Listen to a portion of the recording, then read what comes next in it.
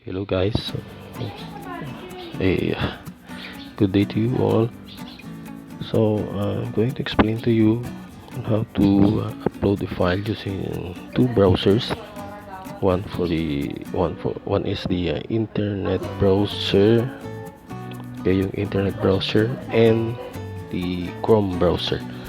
So here in my screen, I have two browsers there, the internet and the Chrome. So hanapin nyo lang yung browser dyan, yung dalawa, internet and Chrome. So first of all, I'm going to use the internet browser. Okay, so i-click ko dito yung internet browser. So actually, I'm going to explain it to you on using this browser in order to upload your file in your Google Drive, which I sent it to you, each one of you, in order to upload your activity video or video activity. Okay, so na-open na itong internet browser ko. So I'm in the Google site now.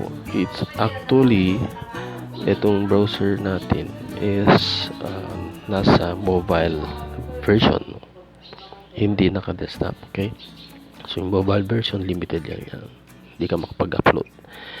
So now, paano natin hanapin yung sinasabi yung desktop mode?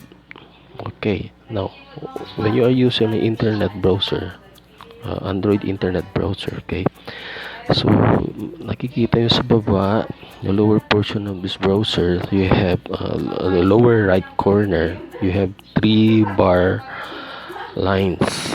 Nandun, hanapin nyo lang yan, 3 bar lines nandun sa baba, yung bottom right corner mismo yung browser. Click nyo itong 3 lines, click natin.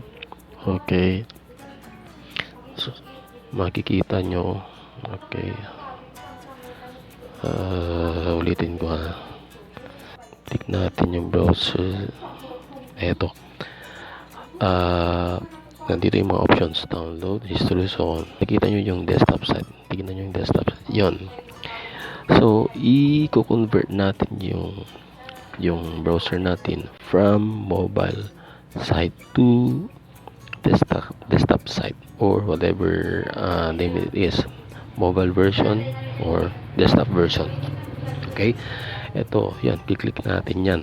So ulitin ko, so from mobile site tayo or mobile mode tayo, so i-convert natin to sa mobile desktop site. Okay, click natin yung 3 bars sa baba. So, ulitin ko. Okay, minsan lang yung pindot, hindi mabagal. Pag mabagal kasi, yan ang mag-a-appear internet settings nyo.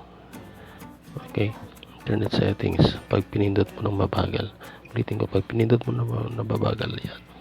So internet settings tayo. So pindutin mo lang ng isang pindot lang. Okay, yan, mag-a-appear na yung desktop site dyan. Yan ang hanapin natin.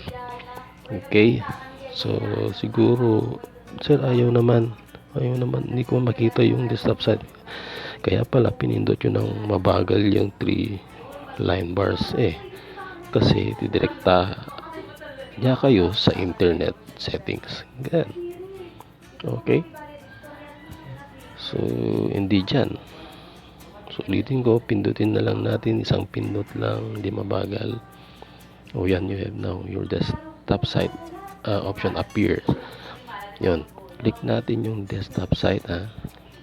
Okay, makita natin lumiit yung text, ibig sabihin we are now in the desktop mode or desktop site yung browser natin. So pwede natin i-maximize yung browser, minimize, so on.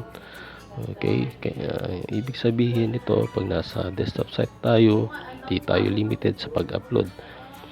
Okay, pwede tayong magamit yung options ng desktop site.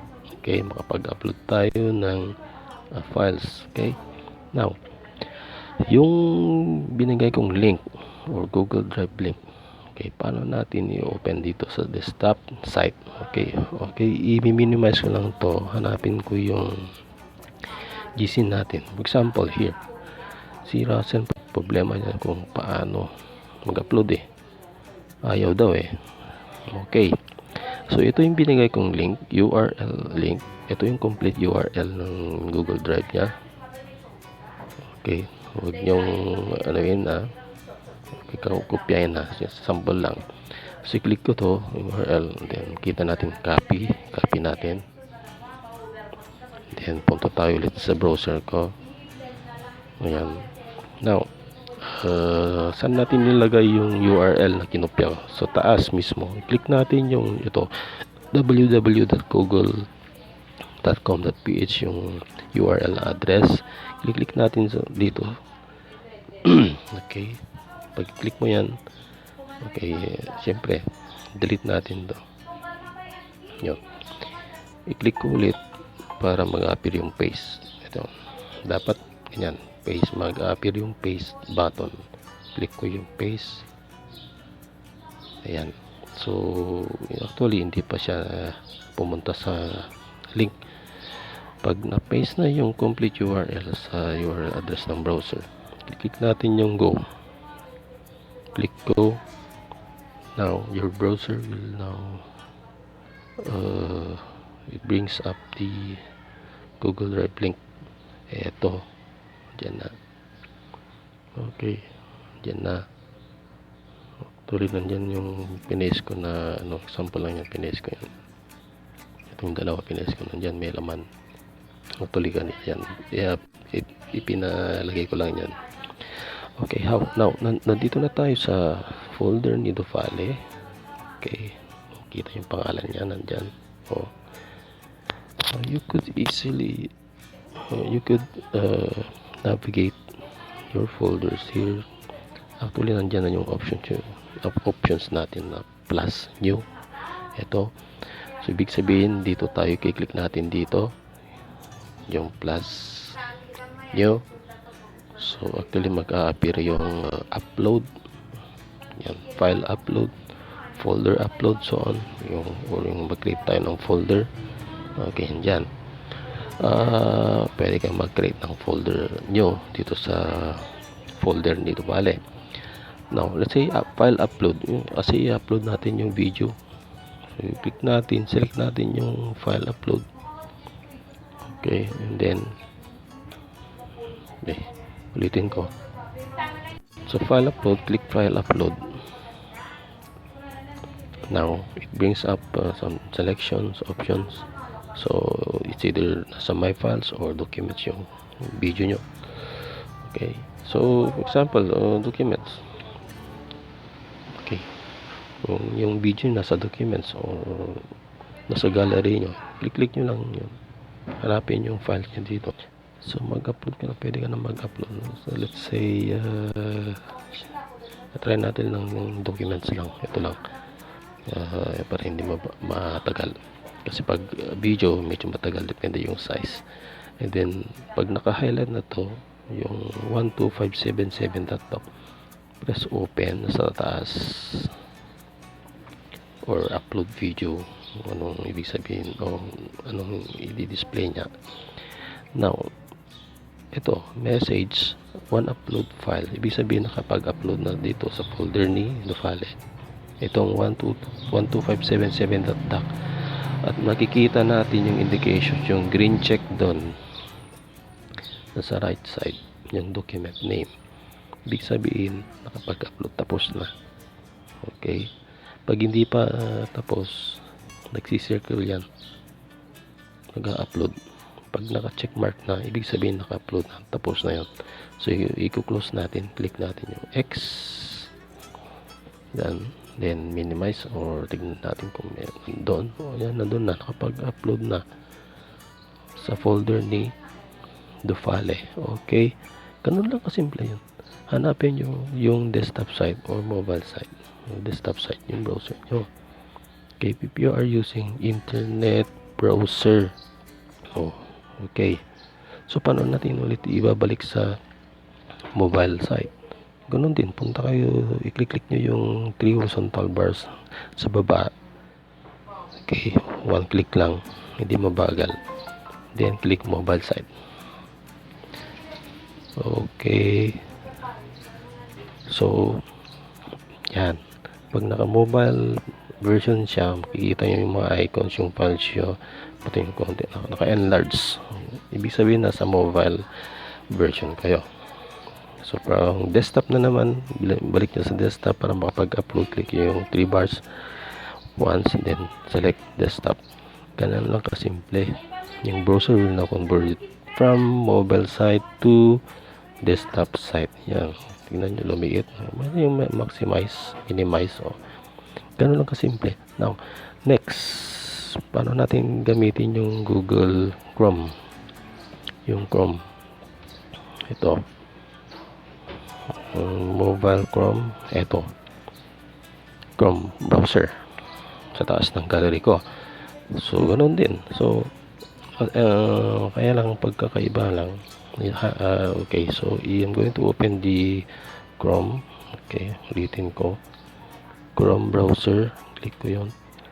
So, this is the browser. Actually, naka-open yung email ko. Yung mailbox ko. Okay, so actually, nasa mobile site siya. Now, pag ginamit nyo yung Chrome browser, so saan natin hahanapin yung desktop site? Okay, so itong Chrome browser, tignan nyo lang sa taas, sa URL box, nasa yung 3 dots sa upper right corner, itong browser. Okay, so nandun sa taas yung 3 dot. Yung internet browser nasa baba naman, yung horizontal bar lang. Ito 3 dot ang hanapin. Ito yung pinakataas. Minsan kasi pag nag open kayo ng site, meron din meron din 3 dots sa baba. So hindi yun ang gagamitin natin. Okay, for example, punta tayo sa Google.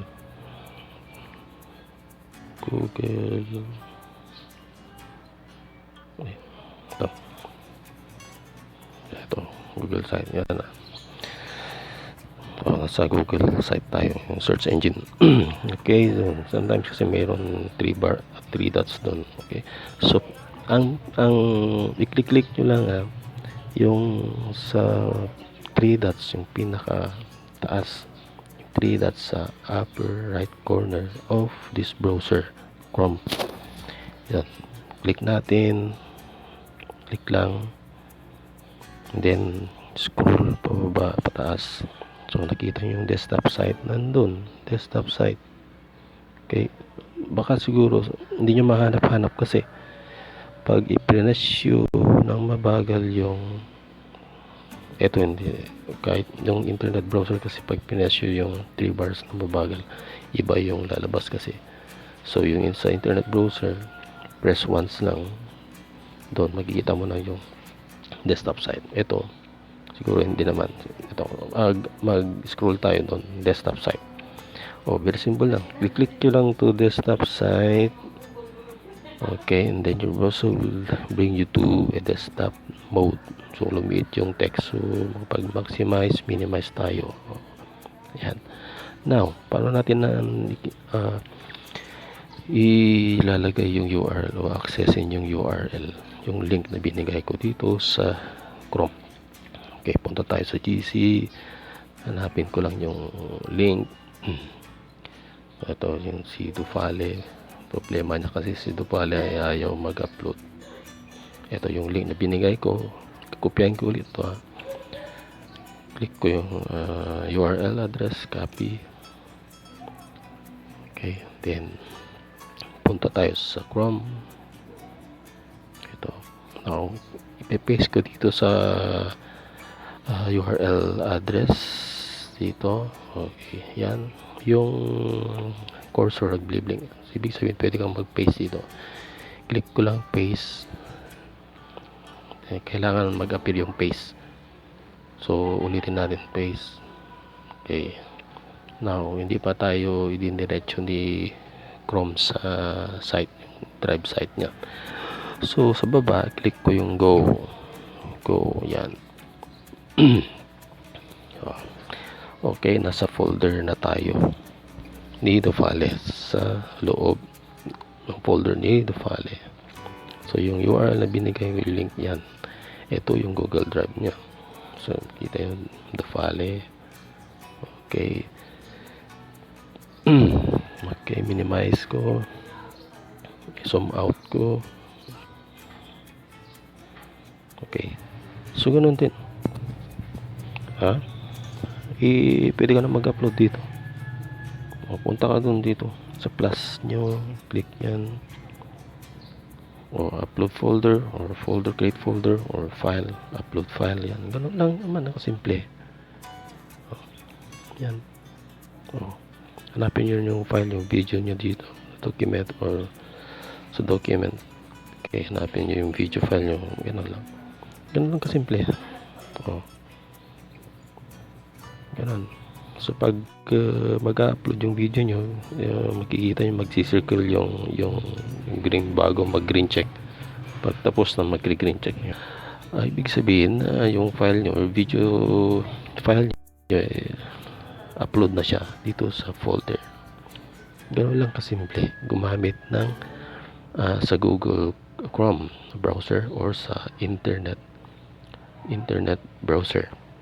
Actually, yung internet browser is Samsung internet browser yon. Okay, ganoon lang kasimple.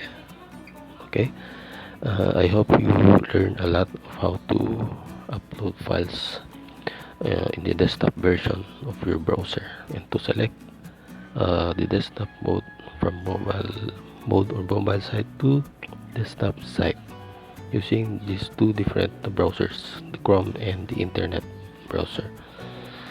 Okay, so good luck guys.